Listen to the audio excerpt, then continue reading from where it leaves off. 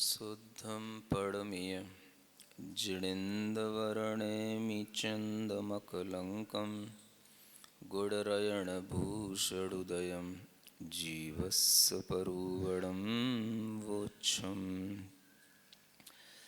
गोमट्टसार जीवकांड ग्रंथराज के स्वाध्याय में कसाय मार्गणा प्रारंभ हुई है और कसाय मार्गणा में 4 प्रकार की जो कसाएँ थीं उनके बारे में आपको बताया था।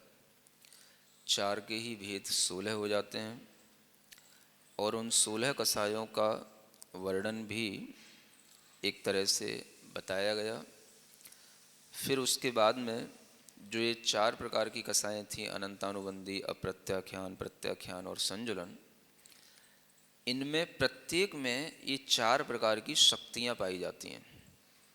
कुछ लोग ऐसा समझते हैं कि जैसे कल 4 प्रकार के क्रोध का वर्णन किया था, तो अनंतानुबंधी क्रोध शैल के समान होगा, अप्रत्याख्यान क्रोध पृथ्वी रेखा के समान होगा, है ना, प्रत्याख्यान वाला धूली रेखा के समान होगा और संजलन वाला जल के समान होगा। ऐसा नहीं है। ये जो 4 शक्तियों की अपेक्षा से भेद बताए जा रहे हैं, ये शक्तियाँ हर कसाय में हो सकती हैं। अनंतानुबंधी में भी 4 शक्तियाँ हैं, अप्रत्याख्यान में भी हैं, प्रत्याख्यान में भी हैं। इस तरह से समझ करके ये जो 4 प्रकार के भेद हैं, इनकी शक्तियों का हमें ये एक तरह से यहाँ पर ज्ञान कराया जा रहा है। तो जैसे क्रोध की 4 प्रकार की ये शक्तियों की अपेक्षा से भेद बताए थे, ऐसे ही क्रोध के बाद में कौन सी कसाय आती है? बोला तो करो थोड़ा सा। मान कसाय। उसी मान कसाय का वर्णन करने के लिए यहाँ पर गाथा आती है 285। सेलट्ठी पढ़ो, 285 नंबर की गाथा।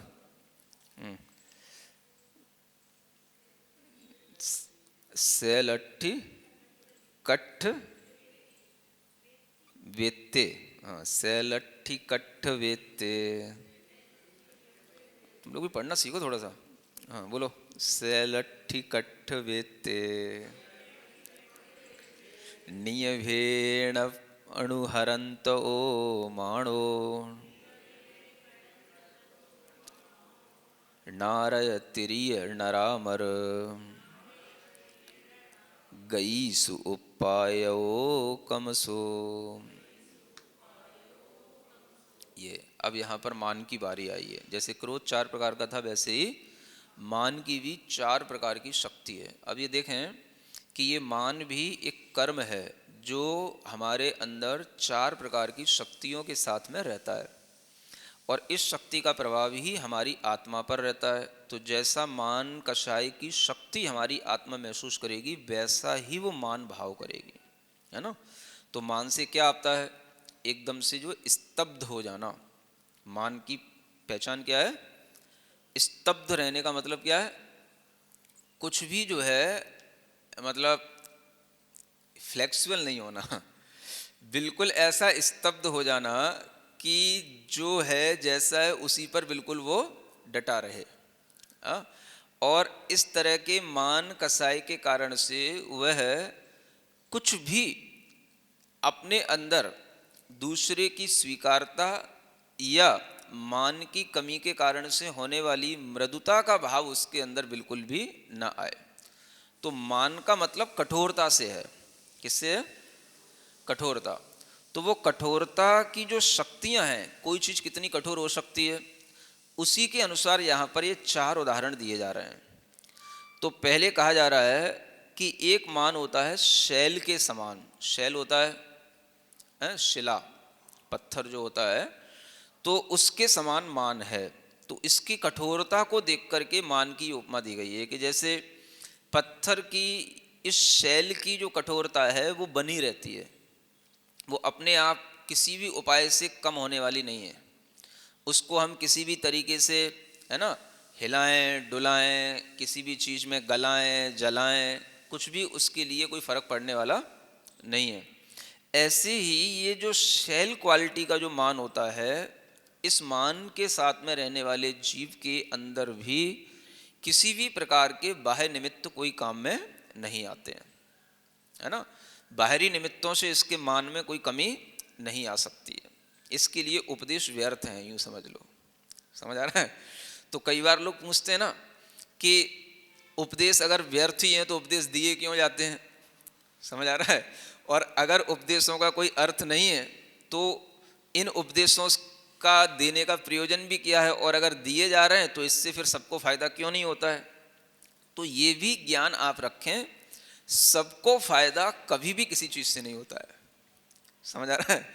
न कभी उपदेशों से सबको फायदा हुआ, न कभी किसी भी प्रकार की मेडिसिन से सबको फायदा हुआ, न कभी किसी भी प्रकार की वैक्सीन से सबको फायदा हुआ। सबको फायदा कभी किसी से नहीं होता है। सुन रहे हैं। ये ज्ञान रखें आप, सामान्य और विशेष हमेशा होता है।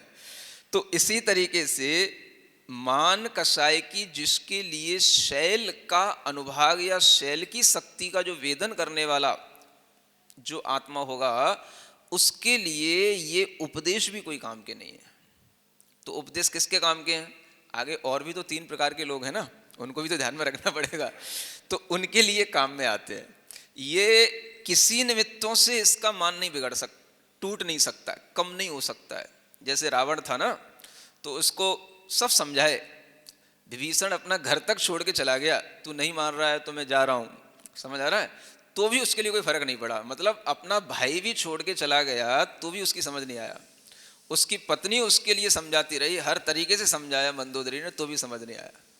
तो ऐसा जब ये मान आ जाता है तो उसमें कोई भी बाहरी निमित्त काम नहीं करते, ना गुरुओं का, ना अपने कोई भी और जो वेल विशर्स होते हैं उनका, किसी का भी जो है मान समझाने के लिए उसके लिए कोई भी प्रयोजन सिद्ध नहीं होता। तो ये समझ लें कि जो चीज लंबे समय तक चले, अपने आप उसमें कोई भी चेंज ना आए, वो जो है ये पहली क्वालिटी वाला है, शैल के समान मान है ना।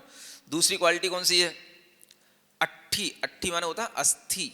अस्थि मीन्स हड्डी, हड्डी मीन बोन है ना। तो अब हड्डी भी अपने आप में कठोर होती है ना, लेकिन फिर भी पड़ी पड़ी गल जाती है। इतनी कठोर नहीं है जितनी पत्थर है। पत्थर पड़ा रहे तो हजारों वर्षों में भी ना गले, लेकिन हड्डी गल जाएगी, है ना। कुछ महीनों में गल जाएगी, कुछ वर्षों में गल जाएगी। तो उसकी इस कठोरता की तरह ही यह अस्थि समान भी मान होता है ना। जो एकदम तो नहीं गल सकता, लेकिन कुछ उपाय किए जाएं उसके साथ में तो थोड़ा सा टाइम लेगा वो। एक तो बहुत टाइम के बाद भी कुछ नहीं हो रहा है, और एक में कुछ टाइम में हो जाएगा, बहुत टाइम के बाद होगा, लेकिन उसके मान में कमी आ जाएगी। तो ये अस्थि समान मान होता है ना।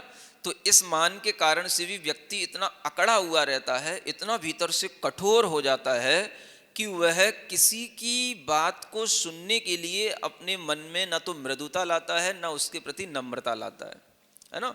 तो इस तरीके का जो मान होता है, वह मान किसी की भी बात को आसानी से नहीं समझता। लंबे समय तक उसके साथ में ट्रीटमेंट दिया जाए, लंबे समय तक जिंदगी भी निकल जाए तो कम है, क्योंकि एक जीवन भी कोई लंबा समय नहीं होता है। समझ आ रहा है। एक जीवन में भी कोई संस्कार ना पढ़ पाए तो कोई बड़ी बात नहीं है, पढ़ जाए तो ठीक है, लास्ट तक भी पढ़ जाए तो बड़ी बात है। तो इस तरीके का मान अस्थि समान मान जानना चाहिए, है ना। तो एक तो हो गया तीव्रतर और एक हो गया तीव्र, ये सेकंड क्वालिटी का है ना। ये उत्कृष्ट शक्ति के साथ था पहला वाला, और दूसरा अनुत्कृष्ट शक्ति के साथ है। और तीसरा जो है ये काष्ठ के समान होता है। काष्ठ माने लकड़ी, है ना। तो आप देखते ही हैं कि लकड़ी जो है वो भी धीरे धीरे एक समय के बाद में उसमें भी अपने आप परिवर्तन आता है कि अगर कोई लकड़ी कितनी भी कठोर हो, अगर हम उसको कहीं पर डाले रखें तो कहीं पानी बरसता है, हवा लगती रहती है, उसमें जैसे जैसे मॉइस्चर आता जाता है, धीरे धीरे उसके अंदर की वो कठोरता इतनी कम हो जाती है कि कभी हम चाहें तो उसको थोड़ा सा किसी चीज़ से प्रेशर दे करके हम उसको तोड़ सकते हैं, है ना। तो ये जो है एक काष्ठ के समान जो मान है तीसरी क्वालिटी का, ये अस्थि के समान जो मान है उससे हल्का है, इसलिए ये मंद है और इसका अनुभाग अजघन्य अनुभाग है। और चौथी क्वालिटी का जो मान है वो बेंत के समान है। बेंत माने होता है जो लकड़ी का ही एक और जो है मुलायम हिस्सा होता है जिसे हम बेंत बोलते हैं, कि ऐसी लकड़ी का वह पोर्शन, जैसे कि आप एक तो जैसे पेड़ होता है तो एक तो पेड़ की वो लकड़ी है ना जो शाखा के रूप में या स्कंद के रूप में, और एक जो है उस शाखा की भी उपशाखा होती है ना, टहनी टाइप की, तो वो जिसे हम मोड़ देते हैं तो मुड़ जाती है ना, थोड़ा सा हमने मोड़ा उसको मुड़ गई और फिर उसको छोड़ दिया तो फिर वैसी हो गई। तो इस तरीके से जिसको हम जब चाहें तब मोड़ लें, है ना, मोल्ड कर सकें जब चाहें तब, उस तरीके की भी मान की शक्ति होती है, उसकी जघन्य शक्ति कहलाती है। और इस तरीके का मान जो है सबसे हल्की क्वालिटी का मान आता है।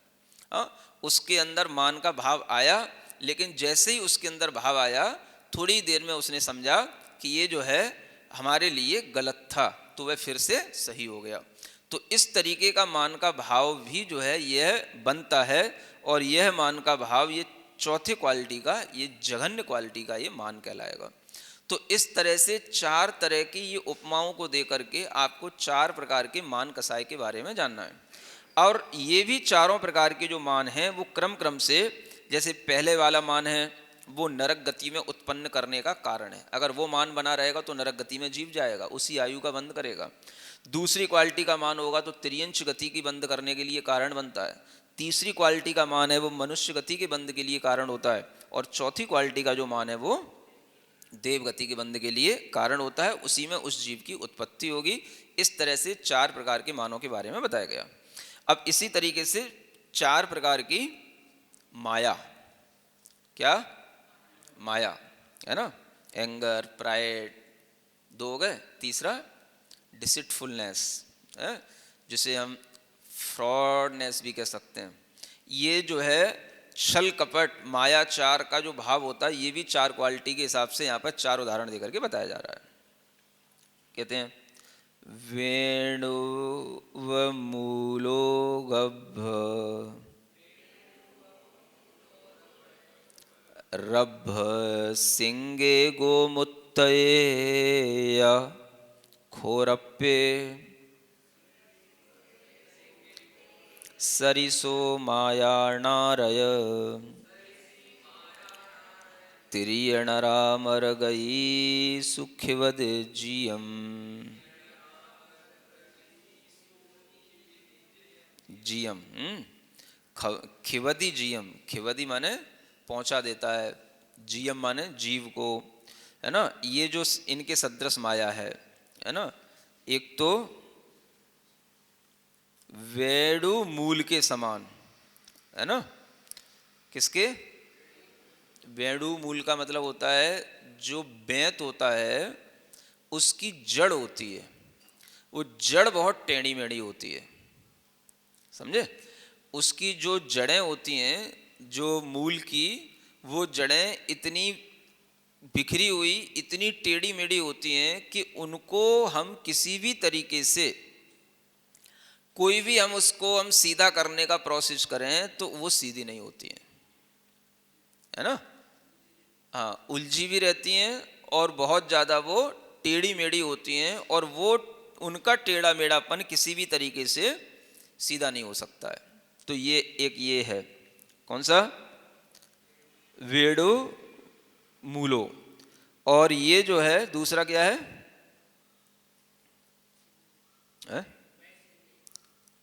मय सिंगे, है ना, जो सींग होते हैं, किसके, मेढ़े के सींग, है ना। तो ये जो सींग होते हैं उन सींगों में भी एक टेढ़ापन रहता है, तो वो सींगों का भी टेढ़ापन आराम से दूर नहीं होता है, उसे हम बहुत टाइम के बाद, मतलब जैसे कहीं किसी चीज़ से हम उसमें गलाए रखें या उसको कोई अग्नि आदि का प्रोसेस कराएं तो बहुत टाइम के बाद उसमें सीधापन संभव हो सकता है। तो ये उससे भी ज़्यादा, ये उससे थोड़ा कम क्वालिटी का हो गया। तो पहला जो हुआ वो उत्कृष्ट है, दूसरा ये अनुत्कृष्ट है। पहला उत्कृष्ट कहलाता है, दूसरा अनुत्कृष्ट, और तीसरा जो होता है ये अजघन्य है और चौथा जघन्य होता है। तो तीसरा क्या है, गोमूत्र के समान, गोमूत्र का जो टेढ़ापन है ना, तो वो क्या है, अब ये गाय का जो है चलना, उसके टेढ़ेपन को वो हम संभाल सकते हैं, उसकी गति को संभाल करके उसको हम संभाल सकते हैं। तो ये तीसरी क्वालिटी का टेढ़ापन बताया। और चौथी क्वालिटी का जो टेढ़ापन है वो खुरपी के समान बताया। खुरपी का मतलब यहाँ पर क्या लेना, जो चीज़ मुड़ी हुई हो। इसको एक और शास्त्रों में बताया जाता है, अवलेखनी बोलते हैं। अवलेखनी का मतलब होता है जैसे पहले एक वो होती थी, जीभ को साफ करने की दांतों काम में आती थी, जीवी बोलते थे उसको, हैं? तो जो लकड़ी की ही बना ली जाती है और वो थोड़ी सी मोड़ी लेते हैं और उसी से जीभ साफ करते थे, ठीक है ना। तो उस तरीके की अवलेखनी, उसके समान ये चौथे नंबर की माया समझनी चाहिए। उसमें भी टेढ़ापन है, लेकिन जैसे ही उसको हम छोड़ देंगे तो वो सीधे हो जाएगी। तो इस तरीके से ये 4 प्रकार की माया जाननी चाहिए, है ना। और ये माया भी क्रम क्रम से नरक गति, त्रियंश गति, मनुष्य गति और देव गति में उत्पन्न होने के लिए कारण बन जाती है। इस तरह से ये माया का वर्णन करने के बाद में ये अब आता है लोभ का वर्णन, है ना। किमिराय चक्क स तणुमल, किमिराय चक्क तणुमल, हरिद्रायण सरिसो लोहो, नारयतिरिख माणुस, देवे सुपायो कमसो। ये 4 प्रकार का लोभ बताया जा रहा है। एक क्रमी राग होता है, दूसरा चक्र का मल होता है जिसे औंगन बोलते हैं, है ना। ये तीसरा तनुमल होता है, शरीर का मल, और चौथा हरिद्र राग। इनके सदृश जो लोभ होता है वह इन 4 गतियों में क्रम से उत्पन्न होने का कारण बनता है। तो क्रमी राग का मतलब होता है, जो क्रमी एक कीड़ा होता है ना। और उस कीड़े के विषय में बताया जाता है कि वो कीड़ा जैसे रंग की चीज़ खाए, उसके मल द्वार से उसी तरीके का एक कहना चाहिए रेसे टाइप के निकलते हैं, और उससे जो है लोग फिर उसका उपयोग करते हैं चीज़ों को रंगने में, उसको इकट्ठा करके। तो वो जो उसका रंग होता है वो इतना स्ट्रॉन्ग होता है कि वो हम किसी भी तरीके से उसको हम कूट लें, पीट लें, धो लें, किसी भी चीज़ में उसको डाल दें, कुछ भी कर दें, हम उसका रंग उसका हटता नहीं है अगर उसका रंग किसी चीज़ पर चढ़ जाए तो। हाँ, तो ये किमरिच बोलते हैं इसको, क्रमी राग को ही। और इस तरीके के राग का उपयोग भी जो है कई प्रकार के वस्त्र आदिकों के रंगने के लिए जो रंग का उपयोग करते हैं उसमें किया जाता है ना। और इस तरीके का जो ये राग है, वस्त्र जल जाएगा लेकिन जलते हुए भी उसका रंग नहीं छूटेगा, इस तरीके का ये रंग होता है।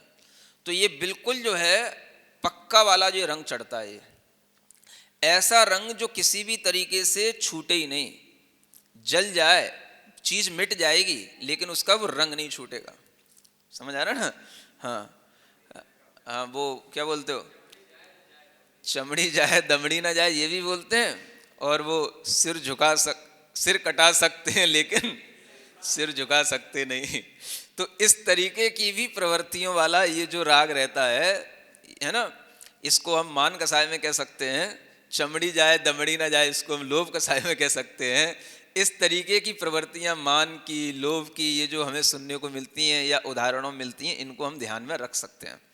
तो ये है कि व्यक्ति के लिए लोभ इस तरीके का हो जाए कि उसका चमड़ी का मतलब ये है कि उसकी अगर कोई खाल भी उतार दे तो भी वो अपने खजाने का ठिकाना ना बताए, है ना। एक दमड़ी भी उसको ना दे, एक दाम भी ना दे कि भाई ये दाम तुझको दे दूंगा, मार डाल तू लेकिन पैसा नहीं दूंगा। समझ आ रहा है। तो इस तरीके का जो लोभ भाव रहता है ये होता है क्रमी राग के समान। समझ रहे हो। हाँ, दूसरा कौन सा, दूसरा है चक्रमल के समान होता है। जैसे चक्के होते हैं, जो गाड़ियां जैसे पहले चलती थी, रथ होते हैं, उनमें एक ओंगल चलता है, उसमें काले रंग का ओंगल लगा रहता है जिसके कारण से वो उसमें मोबिलिटी बनी रहती है। तो वो जो है उसको बोलते हैं चक्र राग। तो वह भी जो है बहुत ही तीखा होता है। और जैसे आजकल भी आप देखते हो, ये तो अभी भी जो ये विशेष रूप से ट्रक आदि में जो ये लेबर काम करती है उसमें भी अंदर ये चलता है। या जो ये गाड़ियाँ होती हैं उनका ओंगन अगर कभी आपके शर्ट वर्ट पे कहीं लग जाए तो फिर आप देखना कि वो आसानी से नहीं छूटता है ना। विशेष रूप से उस पर कैरोसिन एरोसिन लगाओगे तब बहुत मुश्किल से जो है वो अलग होएगा, तो फिर भी उस पर दाब पड़ा रह जाएगा, आसानी से नहीं छूटेगा, लंबे टाइम से छूटेगा। इसको बोलते हैं दूसरे तरीके का लोभ, जो बहुत देर से छूटे, बहुत लंबे टाइम से छूटे, है ना, लेकिन बहुत मेहनत से छूट पाएगा वो ये, लेकिन पहले वाला तो छूटेगा ही नहीं, ये अंतर है। और तीसरे प्रकार का जो है वो शरीर के मैल के समान, है ना। शरीर पे मैल लगा, हमने पानी से उसको धो दिया, है ना, और उसको जो है थोड़ा सा कहीं और साबुन आबुन लगा करके साफ कर लिया तो वो साफ हो जाता है। तो इस तरीके का जो थोड़े से प्रयास से साफ हो जाए, थोड़े से प्रयास से जिसका लोभ भाव छूट जाए, थोड़ा उपदेश दिया, समझाया, लोभ के किस्से सुनाए, लोभ की, है ना, लोभ पाप का बाप है ऐसी कहानी सुनाई, तो किसी के लोभ भाव में कमी आ जाए तो वो दान भी कर लेता है। तो ऐसा व्यक्ति का लोभ कब आएगा काम में? जब उसके अंदर ये सुनने से लोभ कसाई की कमी होगी, तो वो कम से कम थर्ड क्वालिटी का व्यक्ति होगा, तो ही उसके लिए। नहीं समझ आ रहा? कभी कभी ऐसा होता है ना, प्रवचन में त्याग का उपदेश दिया, दान का उपदेश दिया और तुरंत लोग खड़े हो जाते हैं, हम भी महाराज आज त्याग करेंगे, हम भी दान करेंगे। तो ये अगर ये थर्ड क्वालिटी वाला ये लोभ होगा तो ही उसका वेदन कर रहा होगा वो जीव, तो ही उसके अंदर कुछ भाव आएगा। सेकंड क्वालिटी वाला होगा होते रहते ऐसे प्रवचन, तो बाबा लोग बोलते ही रहते हैं समझ आ रहा है? तो वो ऐसा सोच करके उसके अंदर कोई भी परिवर्तन नहीं आएगा। तो उपदेशों से परिवर्तन, गुरुओं के माध्यम से परिवर्तन होते भी हैं और नहीं भी होते, ये तो मानना ही पड़ेगा ना। तो किन में होंगे ये खुद आप समझ लें। 4 क्वालिटी के जो लोग बताए जा रहे हैं उनमें से 2 क्वालिटी वाले लोगों में परिवर्तन कम, पहली वाली में तो संभव ही नहीं है, दूसरी वाली में तो लगातार लंबे समय के बाद कुछ संभव है, तीसरी वाली में कुछ जो है थोड़े से ही समय के बाद संभव हो जाता है ना, थोड़ी सी मेहनत के बाद। 2-4 बार अगर 10 दिन जो है वो गुरु के सानिध्य में रहे, उपदेश सुने, तो उसमें परिवर्तन आ जाएगा। और जो चौथी क्वालिटी वाला है वो तो तुरंत की तुरंत ही तैयार हो जाएगा। तो इस तरीके से चौथा कौन सा? हारिद्र, जैसे हल्दी होती है, तो जैसे कभी आपके हाथ में लग जाए, वस्त्र पे लग जाए, तो वो हल्दी अपने आप थोड़ी सी धूप लगे, हवा लगे, सूख जाती है, उसका रंग उड़ जाता है ना। तो जैसे हल्दी का रंग अपने आप उड़ जाता है, ऐसे ही जिसके अंदर लोभ का भाव आता है, लोभ का भाव आया और थोड़ी देर में वो अपने आप, है ना, कोई दूसरे काम में लग गया या दूसरी बात में लग गया, तो उसका जरूरी नहीं कि पहले जैसा लोभ उसके अंदर पड़ा रहे, वो उस लोभ को छोड़ भी देता है, भूल भी जाता है। तो इस तरीके से लोभ कसाई की प्रवृत्ति भी कम कम के रूप में हमें इस तरह से दिखाई देती है। ये 4 प्रकार का, ये क्रोध, मान और माया और लोभ, ये इनकी शक्ति बताई गई हैं, और ये शक्तियां सभी अनंतानुबंधी आदि कषायों में लग जाती हैं। आगे की गाथा। नारयतिरिख नरसुर गईसु उपन्न पड़म कालम में कोहो माया माणो लोहदयो अनियमो वापी। क्या कहते हैं? अब ये एक प्रकरण तो पूर्ण हो गया जो 4 कसाय वाला था। अब यहाँ पर कुछ एक नियम बताया जा रहा है, और उस नियम को दोनों तरीके से बताया जा रहा है। वो नियम है भी और नहीं भी। क्या कहते हैं? नारक गति, तिर्यंच गति, नर माने मनुष्य गति और सुर माने देव गति, इनमें उत्पन्न होने के प्रथम काल माने प्रथम समय में कोहो माया माड़ो लोह उदयो, है ना, एक क्रम क्रम से इनको हर गति में लगाना। एक नियम ये बनाया जाता है कि जब कोई भी जीव नरक गति में उत्पन्न होता है, तो नरक गति में उत्पन्न होने के प्रथम समय में नियम से उसके लिए क्रोध कषाय का उदय होगा। क्या समझे? नहीं समझ में आया? प्रथम समय में माने जीव की जब नरक गति में उत्पत्ति हुई, तो उत्पत्ति उसकी क्रोध कषाय के उदय के साथ होगी। समझ आ रहा है? अगर हम इस नियम को ध्यान में रखें तो हम ये देखेंगे कि इस गति में इस कसाई की बहुलता मिलेगी। तो नरक गति में क्रोध कषाय की बहुलता जीवन भर रहती है, क्रोधी ही बने रहते हैं, कभी शांत होते ही नहीं है, आंखें कभी शांत होती ही नहीं, मुंह कभी सीधा रहता ही नहीं। समझ आ रहा है? हमेशा रौद्र, हमेशा जो है क्रोध में तिलतिलाता हुआ, तिल मिलाता हुआ, लाल लाल आंखों वाला, हमेशा ही जो है उसके नारकी के जीवन में चलता है। तो आचार्य कहते हैं जो कोई भी नरक में उत्पन्न होता है उसके सबसे पहले क्रोध कषाय का उदय आता है ना। नरक में इसकी उदय भी ज्यादा है तो इसकी वारियां भी ज्यादा होंगी, आएंगी तो सब कषाय, ऐसा नहीं है कि कोई कषाय हजारों वर्ष तक चलती रहे। जैसे योग अंतर अंतर मुहूर्त में बदलते हैं, ऐसे कषाय भी, इनके उदय भी अंतर अंतर मुहूर्त में बदलते हैं, लेकिन बदलते हुए भी इनका जो संस्कार है वो लंबे समय तक बना रहता है। तो क्रोध कषाय के साथ में अन्य कषायों की भी वारियां आएंगी, मान आएगा, माया आएगी, लोभ आएगी, वारियां आएंगी, लेकिन इसकी फ्रीक्वेंसी ज्यादा रहेगी। किसकी? क्रोध की। किसमें? नरक गति में। सुन रहे हो? दूसरी त्रियंश गति में माया कषाय की वारियां ज्यादा रहती है और माया कषाय का ही सबसे पहले उदय होगा जो जीव त्रियंश गति में उत्पन्न होगा। कौन सी गति में? कौन सी कषाय? माया कषाय। त्रियंश गति में माया कषाय की बहुलता है ना। माया के उदय से ही वो त्रियंश बनता है, माया का बंद होने से ही त्रियंश गति का बंद होता है, और माया का ही वह प्रथम समय में उस माया के उदय के साथ ही उसका जन्म होता है। तो त्रियंश गति में किसकी? माया कषाय की बहुलता है। मनुष्य गति में मान कषाय की बहुलता है। किसकी? समझ में आ रहा है? जो कोई भी मनुष्य उत्पन्न होगा सबसे पहले समय में उसके लिए क्या आएगा? मान। ये कौन सा मान होता है भाई? है ये मान कषाय जो उसके अंदर उदय में आएगा, ये कौन सा क्वालिटी का होगा? जीव जो कोई भी क्वालिटी हो, लेकिन होगी वह क्वालिटी मान कषाय में। यानी कि कोई भी मनुष्य गति में जन्म ले रहा है तो उसमें मान कषाय ये आएगी ही। अब वो किस तरीके का मान आता है प्रथम समय में ही जन्म लेते समय, वो तो केवल ही भगवान ही बता पाएंगे, है ना। आप जो कुछ भी बता रहे हो ये तो बहुत दूर वाली बात है, बहुत लंबी बात है, जिससे उसका कोई वास्ता ही नहीं। कुछ ऐसे भी लोग होते हैं लेकिन मान कषाय का उदय तो सभी जीवों में, सभी मनुष्यों में मिलता है, और मान कषाय की वारियां भी मनुष्यों में सबसे अधिक होती हैं, है ना। आपको लग सकता है कि आप कह सकते हो महाराज ये क्रोध बहुत करता है, इसमें क्रोध ज्यादा आता है, इसमें मान तो कम है। तो मनुष्य का जो क्रोध भी है तो वो उसके मान के ही कारण से आता है ना। कहीं ना कहीं उसके मान कषाय की पूर्ति नहीं होती तो ही वो क्रोध ज्यादा करता है।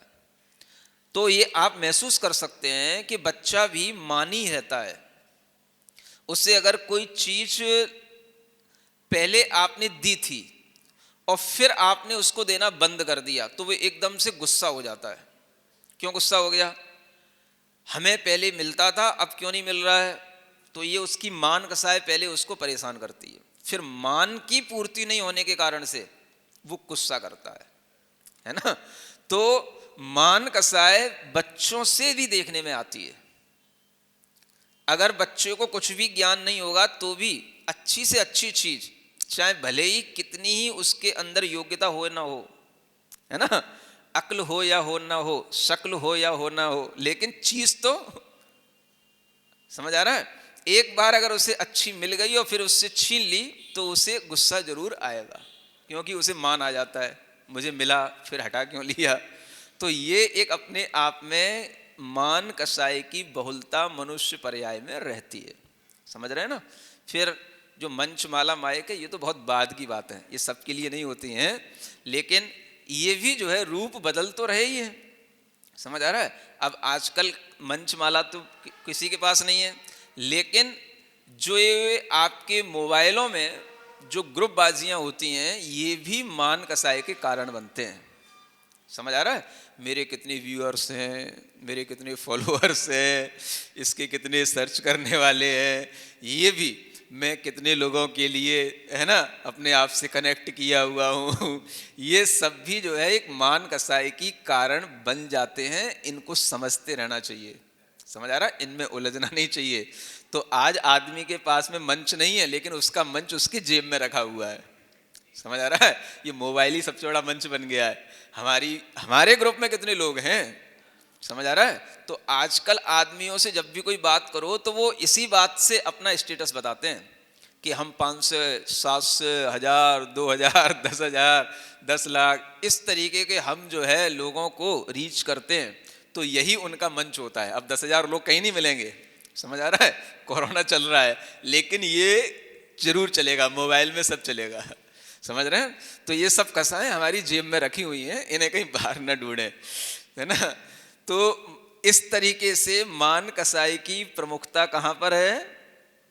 मनुष्य गति में। और देव गति में लोभ कषाय की प्रमुखता है। लोभ की बारियां अधिक हैं। लोभ कषाय के साथ ही देव गति में जन्म होता है।